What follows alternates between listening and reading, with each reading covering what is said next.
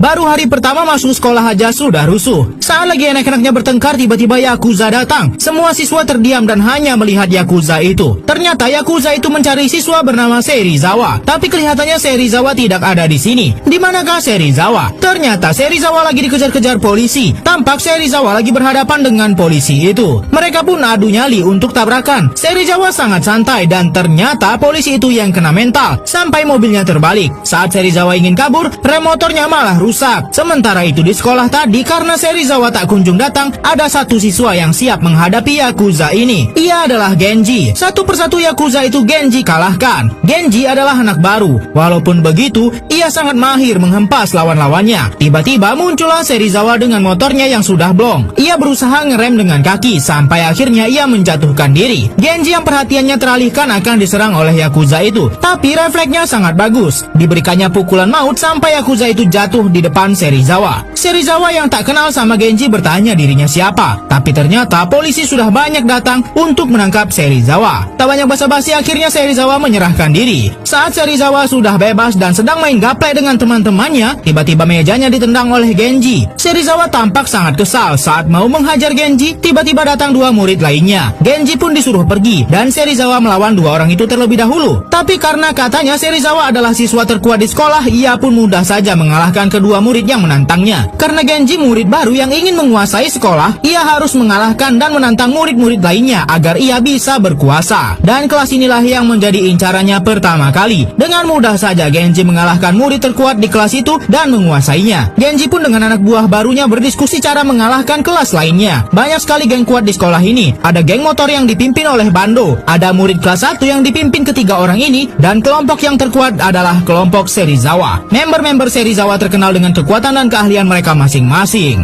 Genji terus mencari member baru untuk gengnya. Pria ini bilang ia mau gabung. Ternyata Genji dijebak. Ribuan orang sudah mengepung Genji dan ingin mengeroyoknya. Tapi Genji cukup lihai. Gak semudah itu mengalahkannya. Sementara itu si pirang yang menjebak Genji ini hanya duduk diam saja memandangi Genji dikeroyok. Walaupun Genji dihajar terus-terusan, ia masih bisa tersenyum dan berusaha untuk bangkit kembali. Namun dengan keadaan seperti itu, ia masih bisa menghajar beberapa orang lagi. Sangat kuat sekali Genji ini. Tapi Genji benar-benar kalah jumlah. Orang-orang ini beraninya keroyokan sampai akhirnya Genji tak bisa berbuat apa-apa dan dikembalikan ke markasnya oleh si pirang ini. Member geng Genji sangat marah sama si pirang ini. Si pirang yang bernama Izaki ini pun berkata bahwa besok ia ingin menemui Genji. Ternyata Izaki mau bergabung ke dalam geng Genji karena Genji sangat kuat dan pantang menyerah. Mereka pun meresmikan markas baru mereka. Ternyata Serizawa musuh Genji ini ngintip diam-diam dan tahu kalau Izaki gabung ke geng Genji.